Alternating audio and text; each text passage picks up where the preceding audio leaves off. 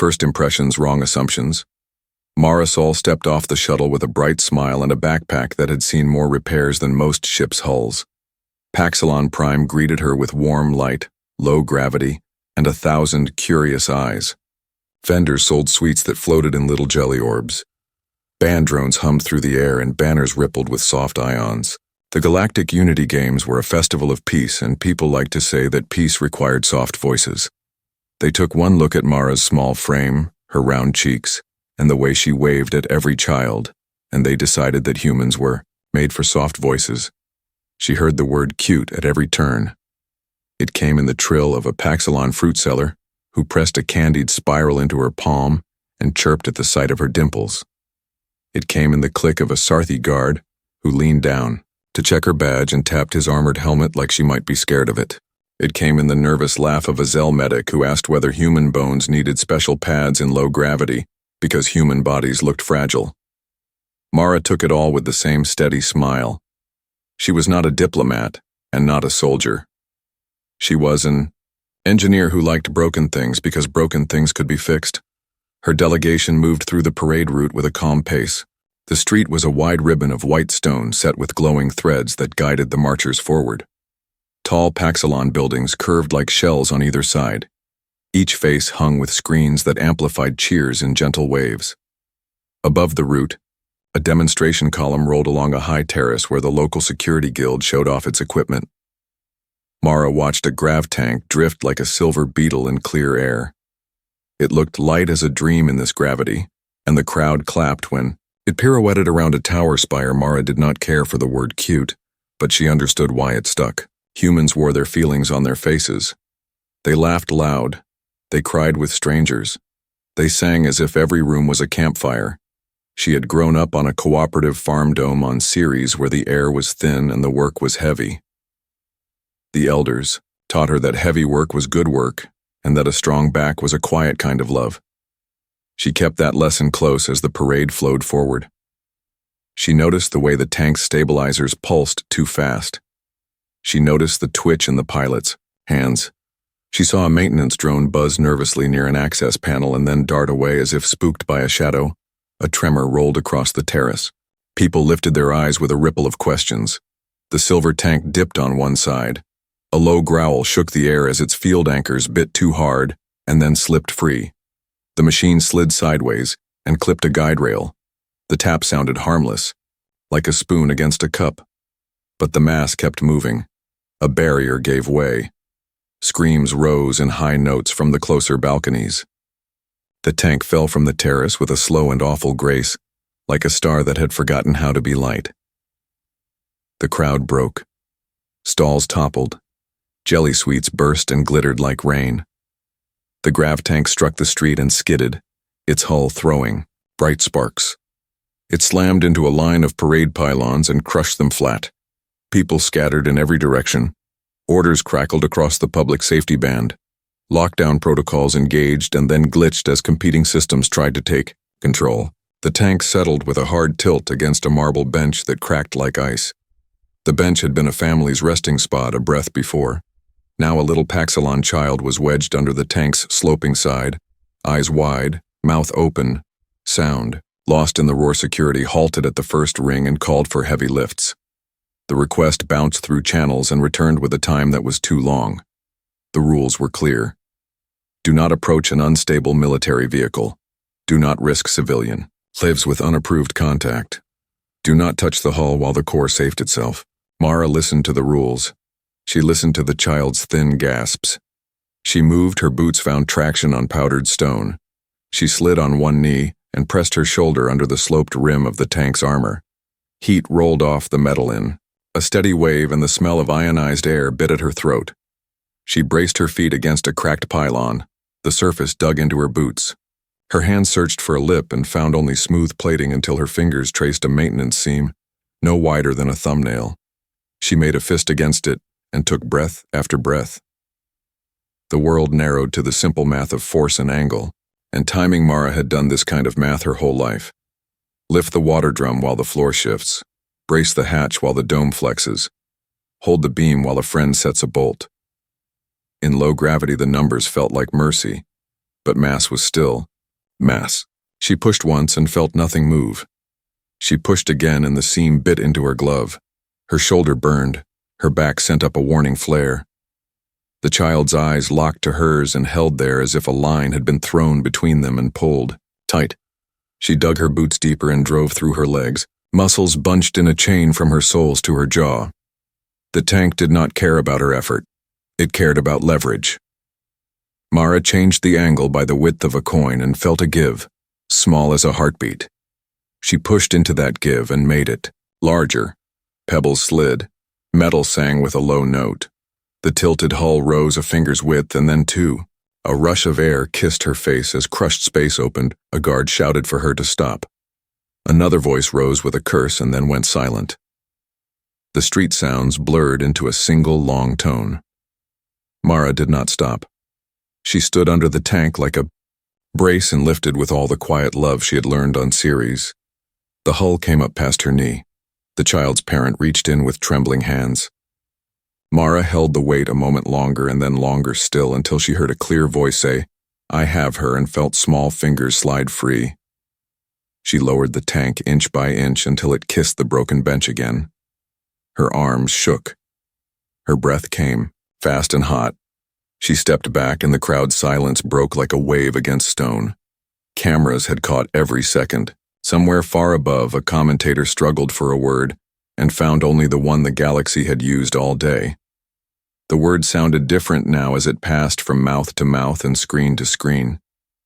They called humans cute. They watched a cute human lift a tank so a child could live. Mara wiped dust from her cheeks and smiled the same simple smile. She asked the parent if the child could grip her fingers. The little hand squeezed once, strong enough to answer. Sirens faded. Protocols restarted. The Unity games marched on somewhere beyond the cordon, but the street here felt like a new world. The stereotype had cracked with the bench, and every shard of it glittered under Paxilon's warm light as if waiting to be picked up and shaped into something true. Marisol stepped down from the shuttle ramp and into the open streets of Paxilon, Prime with the kind of smile that always made strangers lower their guard. The galactic Unity games had drawn thousands of species to the capital, and the great plaza was alive with colors, scents, and songs that filled every corner of the wide streets. The air itself shimmered with banners of light projected above the crowd, each one celebrating peace, unity, and cooperation, though peace often had a way of being fragile when so many different cultures tried to share the same space. To the eyes of the galaxy, Mara looked like the least dangerous being among them. She was small compared to the towering Sarthi guards. Her face carried the soft features of someone still young, and her laughter rang out when a Paxilon child offered her a sweet jelly fruit. Whispers spread quickly through the crowd, labeling her the way they always labeled humans. Cute, harmless, fragile. The word floated around her in different tones, from amusement to admiration to simple dismissal. Mara pretended not to notice, but she heard it every time. Her delegation was not here for war or even for competition. They had come as observers, engineers, and builders, people trusted to help maintain the event's endless machines and energy systems. Mara carried tools in her patched backpack, the same backpack she had used since her days fixing dome seals back on Ceres.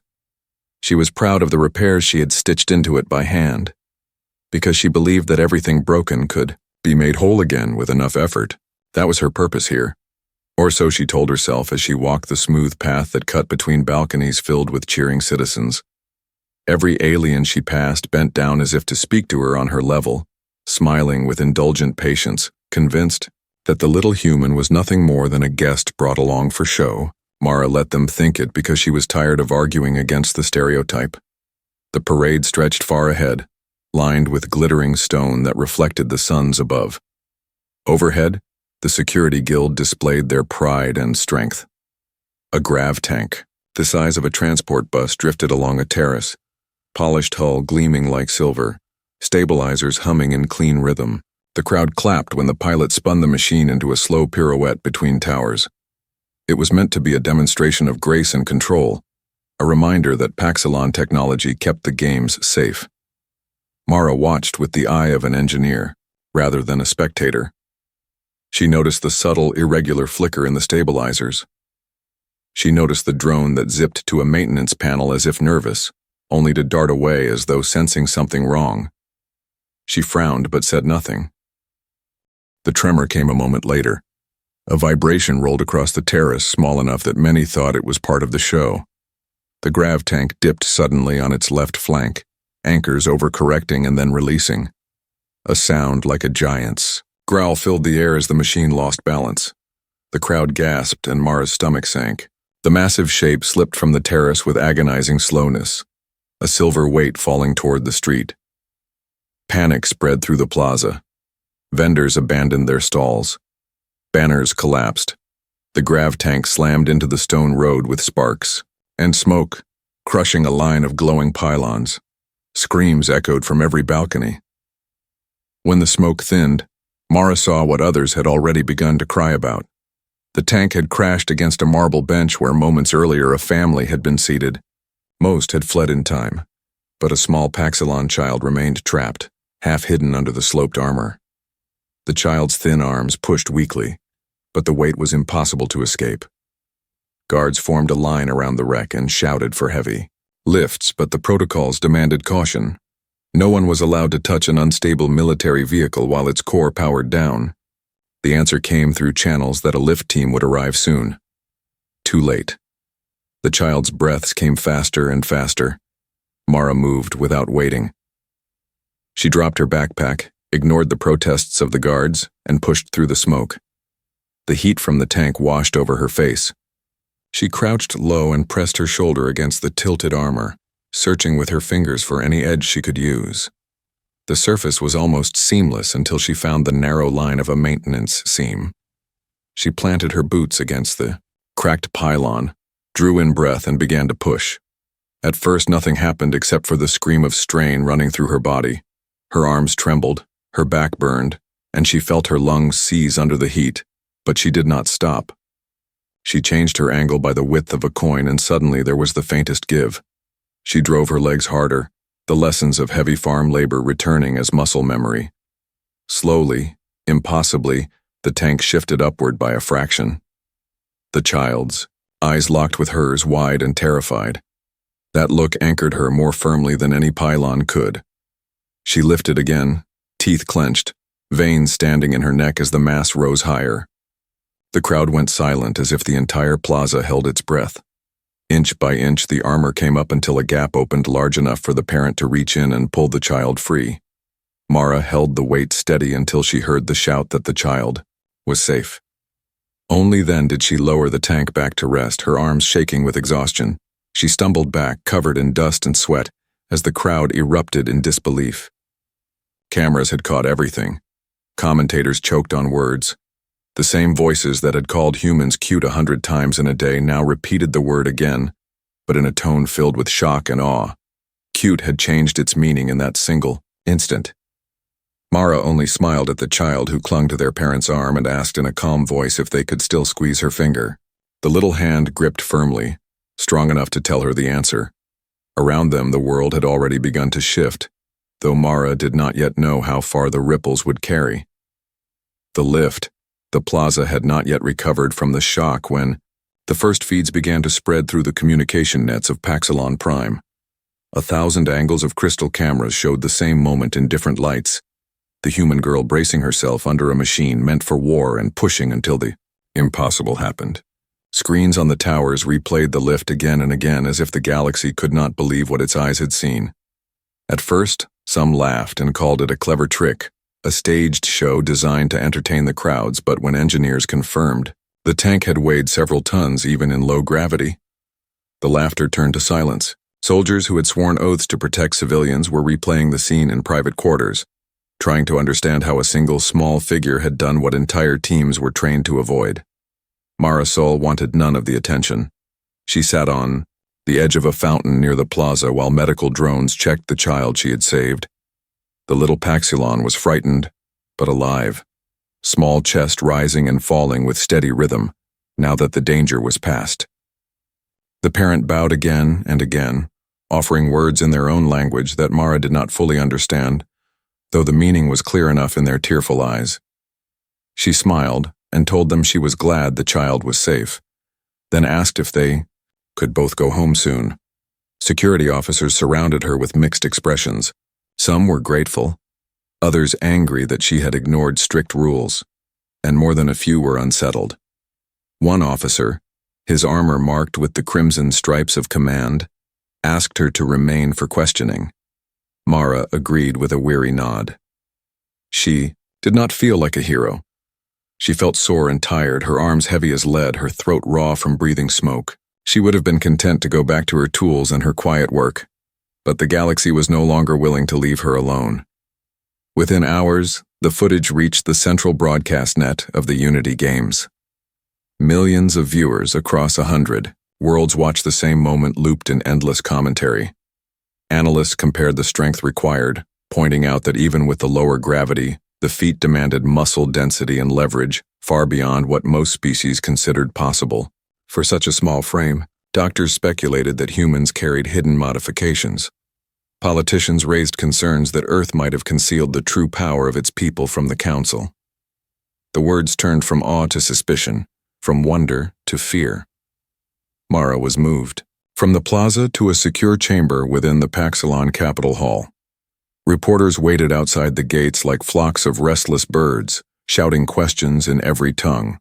The human delegation leader, Ambassador Chen, tried to shield her from the worst of the storm, but even he could not stop the tide. Every channel wanted to speak with the girl who had lifted a tank. Every admiral wanted to know if all humans could do the same. Every rival power wondered if peace had been negotiated under false pretenses. Inside the chamber, Mara sat on a simple chair, hands folded in her lap as a circle of officials questioned her. They asked if she had been enhanced with hidden implants, if she carried drugs that altered her body, if she had trained as a soldier in secret. She answered with quiet patience that she was no soldier, no experiment, only a girl who grew up on a farm where work never ended and where strength came from necessity. She explained how she had seen the stabilizer falter and how instinct had told her to move when no one else did. They wrote down her words, but many shook their heads as if her story could not possibly be true. Beyond the chamber walls, the debate grew louder. Some species praised her bravery, claiming that humans had proved themselves more than ornamental allies. Others accused humanity of hiding monsters behind friendly smiles. Old fears resurfaced, stories of death worlds and the strange resilience of human biology, stories that painted Earthlings as survivors of cruelty rather than companions of peace. Military councils began to whisper about balance of power, about the danger of underestimating a race that had once been dismissed as cute. Mara remained calm through it all. She thought of the child she had saved, the little hand that had squeezed, hers with surprising strength, and she reminded herself that she would do the same again no matter how much fear it caused. She had not lifted the tank to prove anything to the galaxy. She had lifted it because a life was trapped beneath, because heavy work was good work, and because no one else had stepped forward. That night, while the city lights of Paxilon burned, against the sky, transmissions carried her image to every corner of the known worlds. Some called her a hero. Some called her a threat. But no one called her cute any longer, and that change was only the beginning of what was to come. Fallout. Across the stars. The day after the incident, the galaxy no longer looked at the Unity games in the same way, because the feeds had spread so far that even distant colonies on the rim were watching the image of the small human girl, holding the weight of a tank above her shoulders. The commentators spoke in long debates, some praising the courage and others warning of hidden dangers. The word human began to move through the networks in new tones, sometimes filled with admiration and sometimes sharpened with suspicion. On Paxilon Prime, the streets still held the marks of broken stone where the tank had fallen, and families walked past the spot with hushed voices as if something sacred had happened there. Mara Sol remained in the capital under constant watch. Reporters pressed against the gates of the hall demanding to see her, and officials tried to manage the storm of questions. Within the chambers of government, the debate grew fierce. Admirals of different fleets sent encrypted messages to one another, asking if Earth had concealed the truth about its children. Scientists from rival species demanded access to study human biology. The Paxilon Council struggled to keep order as accusations rose like fire. Some argued that humans must be limited to observer roles only. Others said this act proved their value as allies. The divide grew with each hour. Mara herself wanted nothing more than to return to her quiet duties. She had been given a room with smooth white walls and meals brought to her table, but she felt like a guest who was also a prisoner. When she closed her eyes, she still saw the frightened child under the tank, and she reminded herself that saving that life mattered more than anything else. Yet she also began to sense the weight of eyes on her, eyes that saw not a girl but a symbol, something to be claimed or feared. She did not like the feeling. She had never asked for it. The broadcasts began to show more than the lift. They replayed her life in pieces gathered from records. Images of Ceres farms appeared on screens. Old interviews with teachers who described her as diligent and strong were displayed to vast audiences. Even her family was contacted without warning and asked to speak about her strength and upbringing. The galaxy devoured every detail as if it would explain the impossible moment. And yet the more details they shared, the more mysterious she seemed, because none of it looked like the path of a soldier or an experiment, only the path of a worker who had lived by steady effort and quiet care. In the great chambers of the Unity Council, a storm erupted.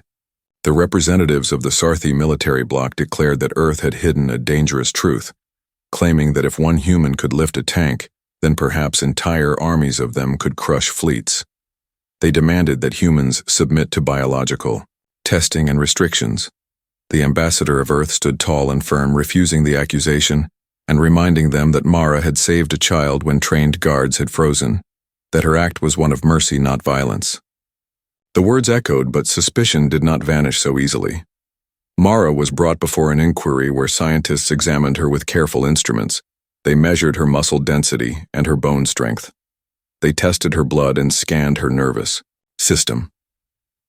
In the end, the results shocked them further. She was not modified. She was not augmented. She was simply human.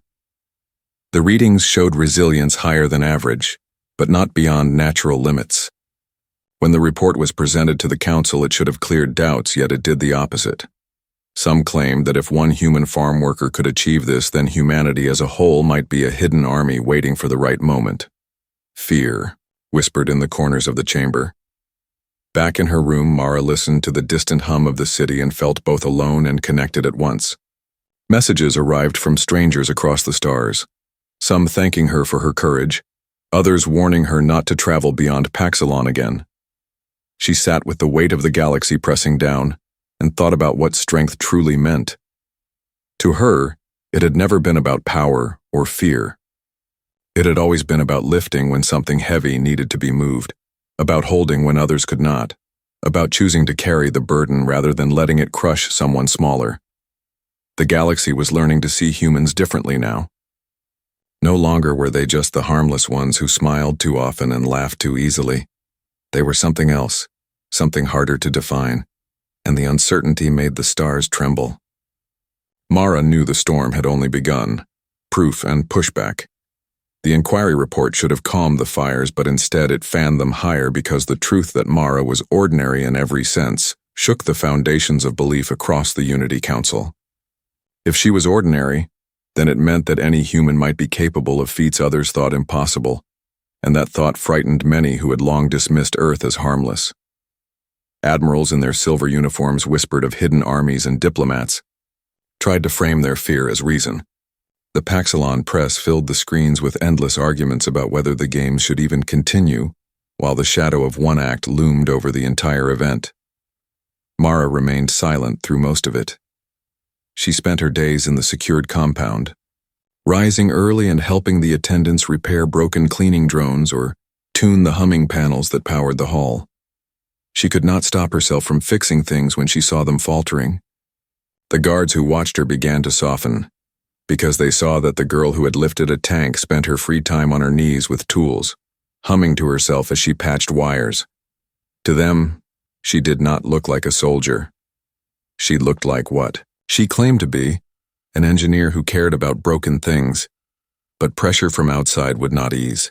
The Sarthi demanded another test, this time in controlled conditions. They argued that if she was truly unmodified, then she should prove her strength before official witnesses so there could be no doubt. Ambassador Chen objected at first, but the tide of suspicion grew too strong. In the end, Mara herself agreed. She did not like being treated like an exhibit, but she understood that refusing would only feed the flames further. She said she would not fight, and she would not be paraded in armor, but she would show what she could do if it would quiet the accusations. The chosen ground was a training field on the edge of the city where emergency crews practiced rescues under simulated disasters. Walls of stone were raised and dropped by machines. Fires burned in controlled chambers. Grav systems could be tilted to mimic different worlds. It was here that the council gathered with cameras and guards to watch the human girl prove herself. Mara wore only her work clothes and a plain harness for safety. She looked almost fragile compared to the massive figures who stood at the edge of the field. The test began with a simple challenge. A heavy beam had been set across a collapsed structure. The officials expected her to fail quickly. Mara studied the angles, planted her feet and heaved with steady pressure until the beam rose high enough for a drone to pass beneath. Gasps filled the stands. Next came the stability test, where she had to hold 2 heavy blocks steady while systems shifted gravity up and down. She grit her teeth and braced her body like a pillar, refusing to drop them until the signal ended. Sweat poured down her face, but she did not falter. Some officials clapped, others frowned. They moved to the final test, a simulation of a fire collapse where she had to pull dummies representing trapped victims through smoke and debris. Mara tied 2 together with a line and hauled them both at once across the rubble, coughing but pushing forward until she dragged them clear. When the whistle blew, she sat down on the ground with exhaustion, but also with a calm smile. She had done what was asked. She had proved what she was. Yet even this did not end the suspicion. A rival delegate claimed the entire event was staged, that the blocks were lighter than reported, that the beam was hollow, that humans had bribed the engineers to make her appear stronger. The crowd argued in shouts and the council chamber echoed with new accusations. Mara listened to it all and shook her head. She did not need to prove anything more because in her heart she knew why she acted. She had not lifted the tank for fame, or for councils, or for pride. She had lifted it because someone needed help. That truth would not change no matter how much they argued. As night fell over Paxilon Prime, she sat by the window of her small room and watched the lights shimmer across the skyline. She wondered what more would be demanded of her, what new suspicion would rise with the morning. She knew this was not the end of the trial. It was only another step in a long path that she had never asked to walk, but one that she would not abandon now. When things break for real, the city of Paxilon Prime tried to return to its celebrations, but unease hung in the air like smoke after a fire. The Unity games continued because too many interests depended on them, yet every news screen carried the image of the human girl beside every race and every event. Some cheered her courage, others warned of danger, but no one ignored her anymore. Mara's soul had become a symbol whether she wished it or not. She thought she could slip back into quiet work after the trial, fixing tools and adjusting systems. But fate had another plan waiting. On the 3rd night after the test, the orbital station above Paxilon suffered a sudden failure. It began with a cascade of alarms in the power grid, followed by a fire that swept through the maintenance decks. Gravity flickered on and off, throwing workers against walls, and docking bays shut down with hundreds trapped inside. The council immediately called for rescue teams, but confusion slowed their response. Orders collided, authority overlapped, and minutes turned to long, desperate stretches while lives hung in the balance. Mara was in the capital when the first reports reached her. She stood by the screen in the common hall watching as flames spread across the decks and people beat against sealed hatches. She did not wait for permission. She gathered her kit and followed the first transport headed up into orbit. The guards shouted for her to remain. The ambassador begged her to stay safe, but she shook her head. If broken things needed fixing, then she would not stand idle on the ground.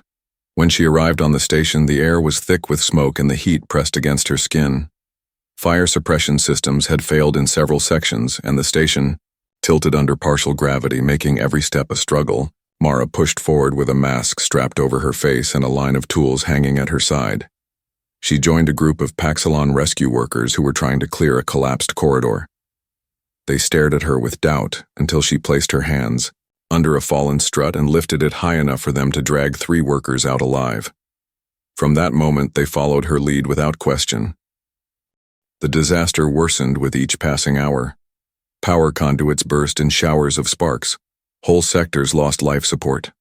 Mara moved from one crisis to another, climbing through vents, bracing doors, carrying injured workers across gaps. Her strength seemed endless.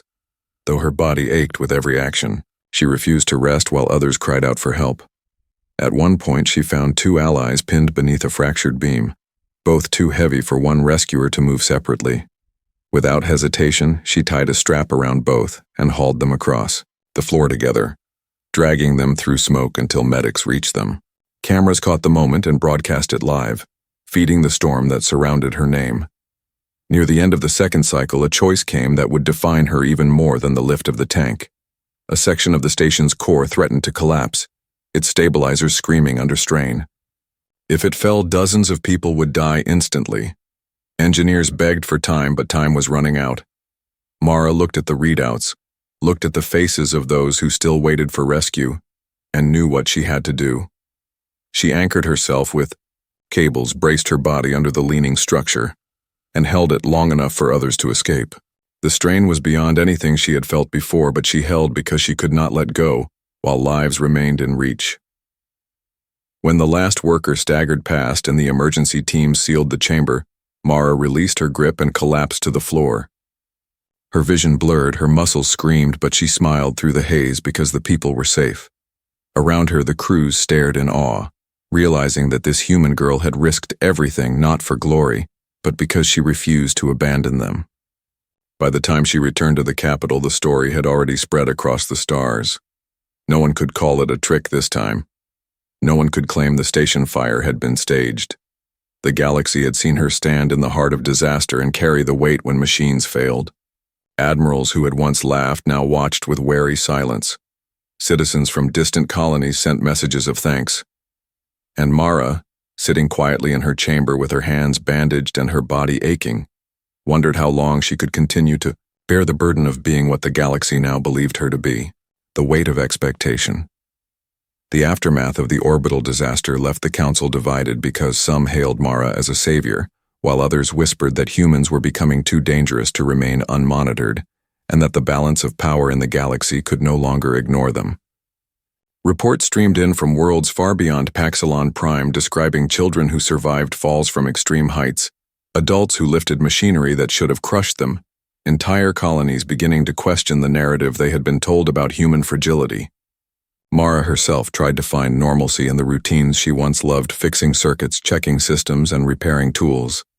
Yet she realized that normalcy was a luxury she would never reclaim, because every door she opened, every hallway she walked, down carried eyes and voices that weighed as heavily as the gravity on the station. Ambassadors summoned her repeatedly to answer questions that had no real answers, because her acts were driven by instinct and compassion, rather than by any strategic plan. She explained over and over that she had only done what she could to save lives, and she refused to accept titles or accolades because she understood that she was not unique in the sense others imagined. She was only human, and humans acted when it was needed, not for recognition. Yet no one listened fully because the galaxy was hungry for meaning and her actions defied expectation. They wanted to categorize humans, to understand them, to control them, and each attempt felt like another layer of weight pressing on her shoulders. Meanwhile, the media networks filled with endless debates and live feeds, showing the areas Mara had worked in the station. Some commentators argued that humans could be integrated into military units. Others suggested they be strictly observed because they might be uncontrollable natural weapons. She read none of it because she knew discussion would never capture the simplicity of her choices, the quiet decisions made in the midst of chaos. She preferred the hum of tools, the smell of heated metal, and the warmth of moving through systems that needed attention, because those moments were predictable and tangible, unlike the abstract weight of galactic expectation. One evening, she was called to the council chambers again, not to answer questions but to meet with representatives from other species who wanted to see firsthand the being who had lifted a tank and saved dozens on a failing orbital station. She entered the hall and felt 1,000 eyes on her, but walked with steady steps as if walking through her own workshop. The alien representatives whispered among themselves, trying to predict her strength, her motives, her potential as a soldier or a leader. But Mara ignored their speculation and focused only on what she could control: the path beneath her feet, the tools in her hands, the people around her who needed guidance. In the days that followed, she trained quietly without announcing her efforts, teaching technicians how to secure weak structures, how to navigate zero gravity, how to respond calmly under stress. She became a mentor in ways she had never imagined, yet she did so without seeking attention. And still her actions were broadcast across systems because observers everywhere recorded every moment, knowing that the human girl might hold secrets they could not yet measure. Some began to respect her humility, others feared her unknowable limits. Through all of this, Mara began to understand that strength was not only physical, it was the willingness to act when others froze, the capacity to bear responsibility without complaint, and the courage to remain human when the galaxy insisted she be more. She recognized that she was no longer just herself, but a symbol of what Earth could produce: a single thread of resilience and compassion, stretched across stars, and every choice she made sent ripples through worlds that had never expected to see the likes of her kind. When night fell over Paxilon Prime, she gazed at the horizon from her room, watching lights of distant cities flicker like constellations brought to life. And she realized that the galaxy had already changed because of her actions, that the expectations placed upon her would not vanish, that she would continue to be observed, measured, and tested. But she also understood that she could not allow fear or suspicion to dictate her decisions, because the truth of human strength was not in spectacle but in the quiet commitment to act when the world needed lifting. And she resolved that she would carry that weight with the same steady determination that had carried her through fires, collapses, and impossible challenges, knowing that the next moment might demand more, and that she would rise to meet it as she always had. The turning point. The galaxy had learned to watch humans differently now, because the story of Mara lifting a tank and saving dozens on a collapsing station spread like wildfire through every star system. And while some celebrated the courage of one human, many others whispered of hidden potential, of an entire species capable of acts no other civilization could match or control. And the weight of that attention pressed on Mara. Though she moved as if unaware, she still felt the eyes of millions upon her with every step she took. And she understood that she could no longer walk unnoticed on any world she visited, because being human now carried a meaning that stretched far beyond her own choices. The Unity Council called for a demonstration, not as a test but as a symbol for all to see. And Mara agreed, though she dreaded the spectacle because she wished to act out of necessity, not pride. Yet she also knew that sometimes necessity took the form of reassurance for those who feared and admiration for those who hoped so. She prepared in the training ground with machines set to simulate impossible conditions, heavy objects placed to challenge her strength and devices. To test her reaction in zero gravity, she moved through the exercises with calm precision, lifting beams, dragging dummies, bracing walls, and in every movement she reminded herself that this was not for the council, not for politicians, not for the galaxy, but for the principle that action mattered more than fear or doubt. Outside observers counted her lifts, measured distances, timed her reactions, and still they whispered among themselves that she could not be human, and yet she was, and that was the truth they could not deny. She held beams while others struggled to even nudge them. She pulled dummies across tilting floors and through shifting gravity. She climbed structures that seemed impossible to scale, and she did all of it without anger, without rage, without thought of reward, only thought of what needed to be done. And in that simple determination she embodied everything Earth had always been, and perhaps everything it would become in the eyes of other worlds. When the last trial ended, she did not collapse. Though her muscles screamed, she did not bow to applause. Though cameras captured every movement, she simply stepped aside, allowing others to enter the field, knowing that her role was not to dominate the stage, but to show what was possible when courage met strength, when instinct met compassion, when a human chose to act without hesitation because the world required it. And in that moment she realized that the fear of the galaxy was less important than the understanding that humans would act when others could not, and that alone set them apart as a species feared and respected for reasons no council or army could fully comprehend. Delegates whispered that, perhaps, it was time to consider alliances with Earth, not for subjugation but for partnership. Because the potential of humans could tip balances across systems, entire fleets began to study human physiology, to understand how one being could achieve feats they had once believed impossible. And Mara, in her quiet way, continued her routines fixing broken machines, teaching technicians, preparing for emergencies. She bore the weight of expectation without complaint, carrying it as she would a heavy beam, knowing that the galaxy was watching, but also knowing that the choices she made mattered far more than any rumor, any calculation, any prediction. Even as she walked the corridors and returned to her quarters, she could feel the change rippling through the universe, a subtle but undeniable shift in perception, that humans were not to be underestimated, that strength could take many forms, that courage was a quality not confined to size or weaponry, that decisions made in the heat of need revealed truth more than politics ever could, and Mara accepted that her life had changed forever, because the actions of one could inspire hope and fear in equal measure, and that perhaps the true measure of a human was not only what they could lift, what they could move or what they could survive, but what they chose to carry in the hearts of those who watched and learned from them. And so Mara rested only briefly that night, aware that the galaxy had already begun to reckon with the reality of humans, aware that expectations would continue to rise, but also aware that she had proven that when a human decided to act, the impossible was only the beginning. The next challenge awaited. She would meet it as she always had, with steady hands, unwavering will, and a quiet understanding that being human meant never turning away from what needed lifting, the legend of the cute one. The galaxy had changed in ways Mara could never have predicted, because one human had lifted a tank and held a collapsing station, and that single act had rewritten what countless civilizations believed about strength, courage, and the nature of humans. Mara walked among the people of Paxilon Prime and other worlds, who now looked at her with awe and respect, and sometimes fear. Yet she moved as if it were ordinary, because to her it was ordinary to act when action was required, to lift what others thought impossible, to bear responsibility when no one else dared to stand. And still she felt the weight of expectation settle upon her shoulders, heavier than any beam, heavier than any collapsed strut, heavier than any world she had ever carried. And she realized that her life was no longer her own, that every step she took echoed across systems, and every choice she made would be measured not by her own standards but by the eyes of the galaxy. Messages arrived from distant stars, colonies she had never visited, describing the courage of Earthlings, inspiring children to train their bodies, adults to stand when they feared, and entire fleets to reconsider how they approached diplomacy and war. Mara understood that the concept of humans had grown beyond her individual acts.